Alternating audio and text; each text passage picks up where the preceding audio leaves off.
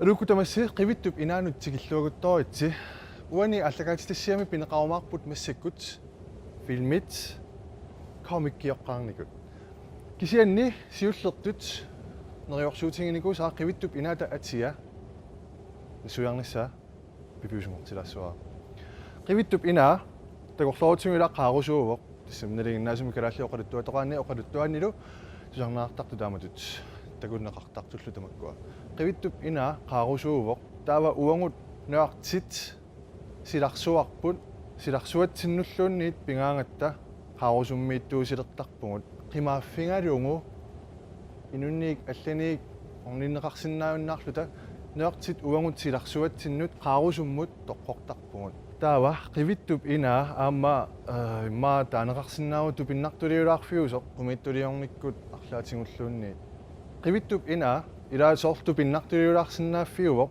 sorl una inneq Qivittup Inaa taamatut isumaqartillungu atsiunnikuaa Qivittup Inaanut listimullu uteqqeriarutta ataangua oqarnittuut komikkiunikut filmingortinneqarnikut tupaallanarsinnaasut qartortussaavakka listimi nummer 15 Time Cop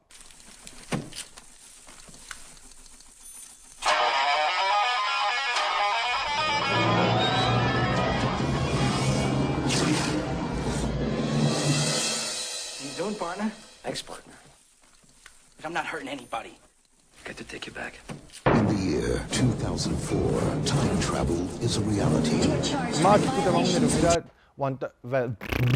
Maakikkutamamminerungikannissuat vantaammi tissiniinut taasoq taulu tanna takuneqartartu kikkutamarmeq qaamasaat atsaqarpiangiusuttorsuulluni illавиммииллуни splitserneраtaan ja oqaluttuartaani ukiumingoor 2004-rami piffissami angalanerpiviusuunngorsimavoq una filmeq 1994-simi saqqummerpoq kisianninalungiliuk 1992-simi Dark Horse Comicsip ataani saqqummersimalluni komikkitaa ataarluni Time Cop A Man Out of Time filmitaalu saqqummeernerani komikkit allat saqqummiunneqarsimapput taavalu 1995-simi immikkut spilleqalersimalluni taavalu kiorna TV-seriaqalersimavoq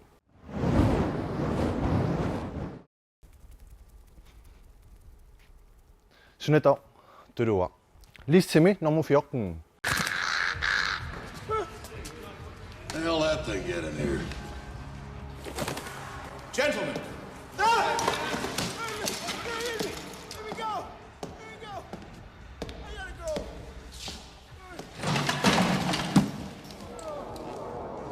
You're him, huh? The Avenger. The killer of killers. Nice outfit. imma kikkutamarmik ilisimasarikannissuat filmet The Crow prosidip ernerata ilaaffinginiku Brandon Lee tanna allaqqaamut komikkiulluni saqqummersimavu 1989-simi James O'Barr oqaluttuariortoralungu oqaluttuarlu imaappoq Eric Draven rokkimini pilersortartoq toqutaanini nuliaasamilu toqutaanini pillungu akiniaasoq iluasaarani imma amerlasorpassuut nalussangilaat Brandon Lee filmimi inuttaaffинgisaaringaak taannakingulleq tannalu ilumoorpoq filmip ingerlinerani aalлааsit imassaa plankiungaluartut taa imaappu annersitsisinnaangittut toqutisinnaangittut ajorsimangamik taava toqqitivittooрлuni ullut arfini pingasuinnangortut filmip naammassinissaanut toqutaasoorsimalluni taava kisianni sanasuisa stuntmannit atorlungit filmi ingerliteqqissimavaat CGI kuyuullu tama computer generated images computer generated images taamaasillunilu Brandon Lee mut eqqaassutissaalluartutut kusanartutut taaneqartarluni listimi nummer 13 Ghost World The records.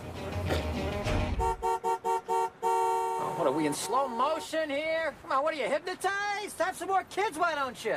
et paarimiillu saqqummiunnerartoq nummer 13 nimiippoq ataarluni Ghost World tanna Daniel Clove Sip grafiskimik naattukullaliaralugu suliarisimapa. Naattukullaliarlu siulleq 1993-simi saqqummerluni. Der 2001-simi Terry Swiggoff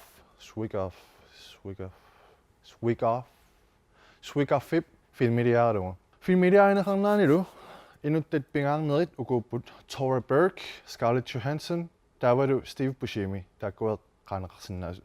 Der under Tora Berg.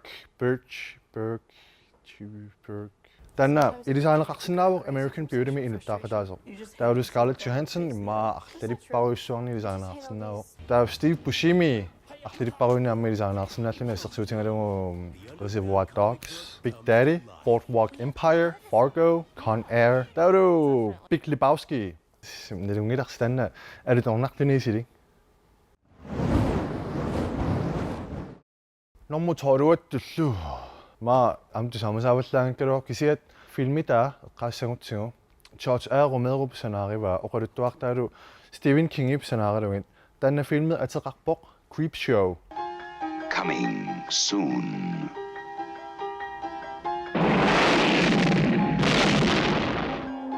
Jolting tales of horror. Creepshow. Takusinnaasissituut Creepshow 1982-simi saqqummerpoq. Kisianni imatut toqqaannartumik comic-kimik filmingortinneqangikkaluarluni Stephen King oqaluttuat taakkua 1950-sikkunneersunik comic-kiningaanniik inspireeqqaffingiteruissuarsimavai. Taaqqartorneqarsinnaasullu ukuupput House of Mystery, House of Secrets, Tales from the Crypt, The Vaults of Horror. Der var du The Hunts of Fear. Filmi comic-qerpalaartinnissaa George A. Romero pisariaqartisimaamiuk taamaammat effektiliortartoq Tom Savini effektiliortorisimallungu. Tom Savini imma tamattana lungilarpaam tamatta ilisaassuarput anassinga. What? Anassinga? Amma what? Amma ilisarnarpu ilaasumi tamani. Takussaanigu taa what the hell?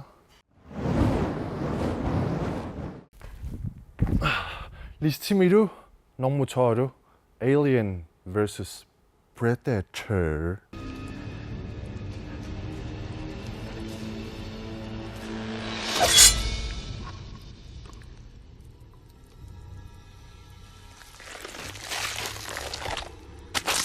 Alien vs Predator filmita 2004-rami saqqummerpoq.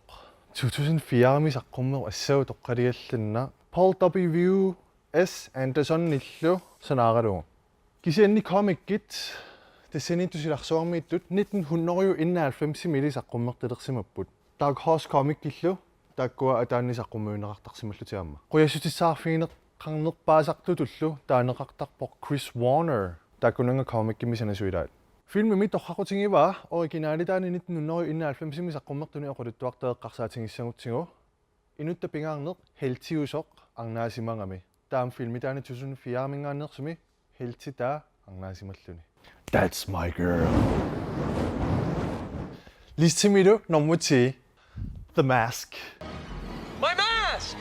All that is about to change. Because Stanley Ipkiss is not the man he used to be. Spoken! 1987-simi saqqummeqqarpoq The Mask franski suullallungu The Mask taani saqqummeqqarpoq Dark Horse Comics aqutingalugu. Filmitaali kikkunni immaa tamannalunaqangittoq 1994-simi Jim Carrey inuttaralugu saqqummersimalluni. Taani filmitaalikingusinnerulaakut amma saqqummersimapput kisia taakkua umilaartoriuarmik taakku saqutaavullan. Qaraassuaralu attaat 1989-simi The Mask kootaqalersimangami. Taamatut ilisimaneqalersimavuq attaat 1989-simi. Tavaru listimi nummer 9. You have to defeat my 7 evil exes. You have 7 evil ex-boyfriends? Bingo. Consider our fight begun. And I have to defeat your 7 evil exes? Pretty much. Prepare to die. What?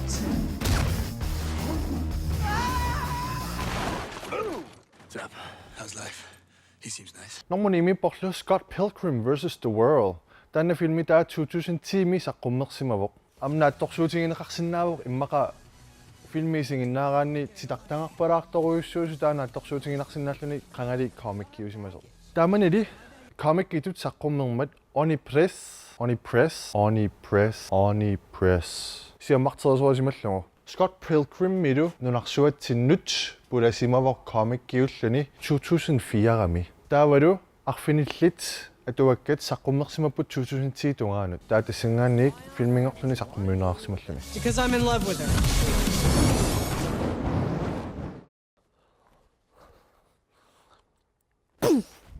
Allasiarsuassauna. Taavalu listimi norma orta Man in Black. You are no longer part of the system. We are the men in black. You know what the difference is between you and me?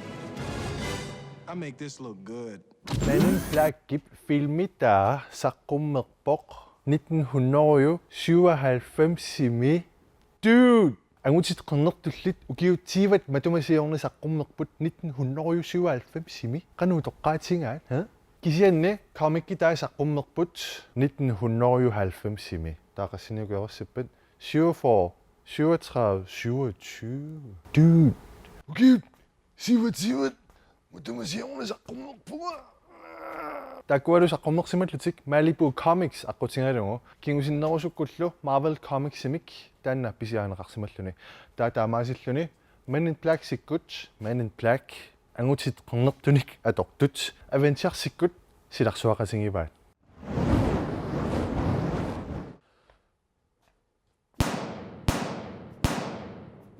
Listimidu normu siiva Red. They used to be the CIA's top agents. Victoria, best wet work asset in the business. What's that? I kill people, dear. But the secrets they know This is off the books. Total blackout. just made them the agency's top targets. Red Tip Comics seriaq taa miniseriaaput pingasunik atuangartallit. Saqqummiisoalungillu Wildstorm taavalu Homage Comics tamarmillu DC Comic genik pingineqarlutik. Kisiannili immaqa amerlanerit Red Tikkut Retired X Dangerous 2010 saqqummertumi filmimi. Tassinilu inuttaatinneqarsimapput Bruce Willis, Morgan Freeman, taavalu John Malkovich allallu.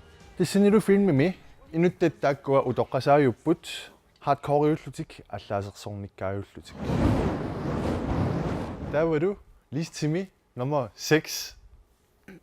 Whoa! Do not move! Behind the line, please! Hey, Wasabi. This is my brother, Hero. Hello, Hero. Prepare to be amazed. Catch. Wow. Laser-induced plasma? Big Hero 6 Marvel Comics mingaannerpoq taanalu 1998 saqqummersaarsimalluni.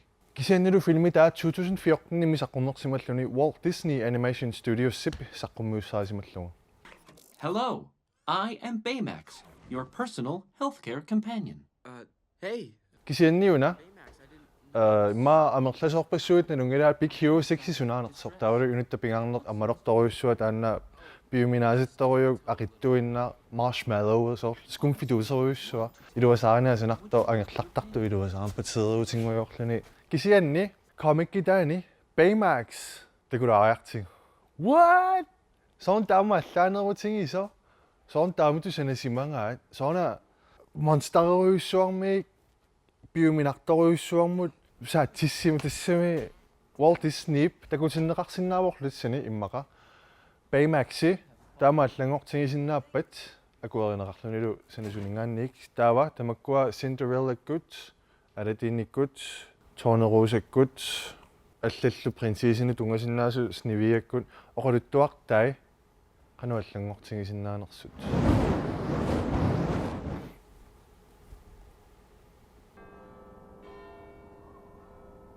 Remember the 5th of November, the gunpowder, treason and plot. I know of no reason why the gunpowder treason should ever be forgot.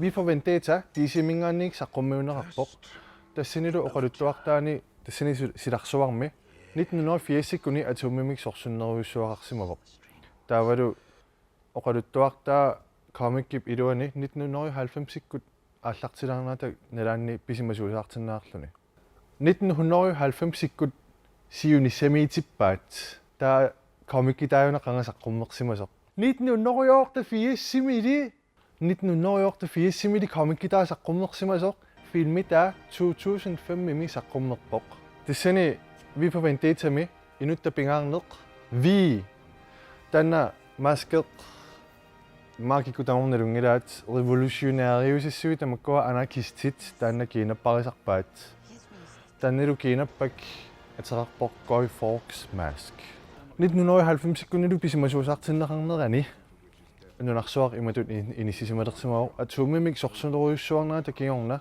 nunarsuwa tamangaissuarmi aseqqukungorsimalluni taavalu inglaannip iluaniipput ukua pisut listimilu normu fiara Blade. For thousands of years, they have existed among us. You keep your eyes open. They're everywhere. Chances are you've seen them yourself and didn't know it. A secret nation. Our livelihood depends on our ability to blend in.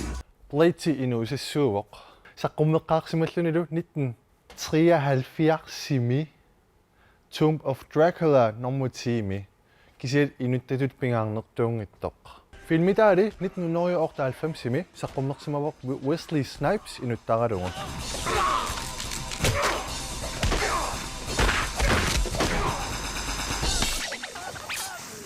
Orituarlu qiviassamutsingu Blade affarmik inuuvoq affarmik vampyreq vampyrinillu toqoraasarlutik kammassuanilu Whistler kisiassaa 1973 saqqummeqqaarsimava Blade uduk Marvel Comics-illu saqqummiussaralugu taulu comic-kitaani Spider-Man-ni assersuutingalugu suleqatinginikуулlugu Dude, what? Listimilu nummer 3 Kingsman The Secret Service Manners maketh man. Do you know what that means? Then let me teach you a lesson. Are we going to stand around here all day, or are we going to fight? Kingsman The Secret Service komedieaksioni uvoq 2014 nimi saqqummertoq ma listimi taakkartortajoorpakka filmisananaqarneranik komikki taa ungasissuartoruyusajoortoruyussuusut kisianni imma listimi ukua qaninnerpaarpaarpaajupput filmi taa saqqummerpoq 2014 nimi komikki taalu 2012 nimi saqqummersimalluni taa oqaluttua kisiat marluullutik assingiingilaartuisimapput komikki taanillu saqqummiisorisimavat Icon Comics taakkualu atuangaq filmerlu tamarmik spioninut tungapput kisiannili komikkip oqaluttuartaani soqalussani ilinniartippaa taavalu filmitaani Gary Exi toqutaasup erneralungu maappaasisaqarneruusukkussi filmitaataku innaarumaarpaq listimilu normu 2 30 Days of Night iluasaani kaperlissiorneq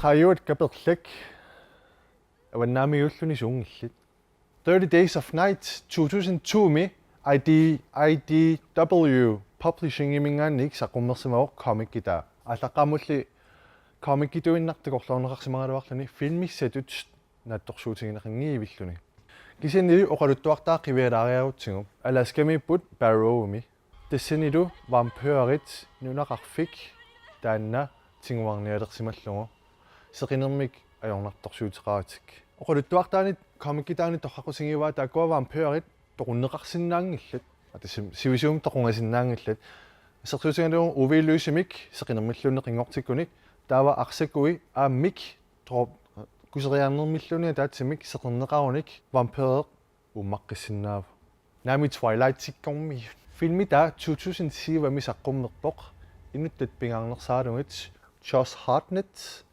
taavalu Melissa George. Sonali maamma illa allat inuttaapput ilisarnartut. Filmerlu David Slade-tip pingorti. Normu ittitullu. Tonight we dine in hell. This is blasphemy. This is madness. Madness. This is Sparta!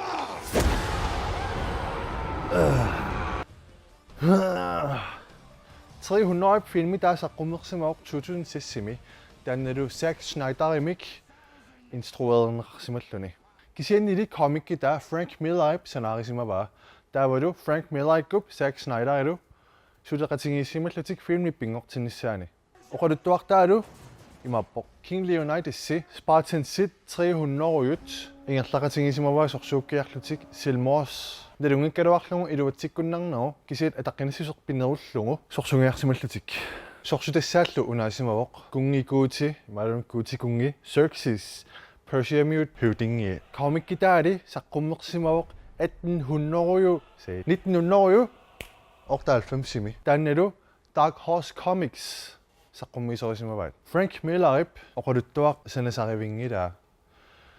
Inspireqqaffingeruissuarsimavaali 1962-simi filmersaqqummernigoq 300 Spartans. This is where we fight! This is where we fight! Namminert neeraalluni assoriuk isinginnaartarsimasini. This is Qivittup Inaa! Oi. Sittor. No. Itsiutipara pissutingalugu nalunginnaqartoriungama filmer. Taulam komikkiunera ilisimaneqarluaasittoriulluni. Assit uningasuunikut filmingortinneqarsimaneri. Assoriukusanarami oqaluttuartaalu qalipaatinilluni komikkerpalaartoriulluni taamaannarluni. Allanilli siunnersuutissaqarussi uunga Facebook-sidet tinnut allaannariaavus. Saqqummeeqqikkumaarpungullu ullut 14 qaangiuppata. Nussiorluaris.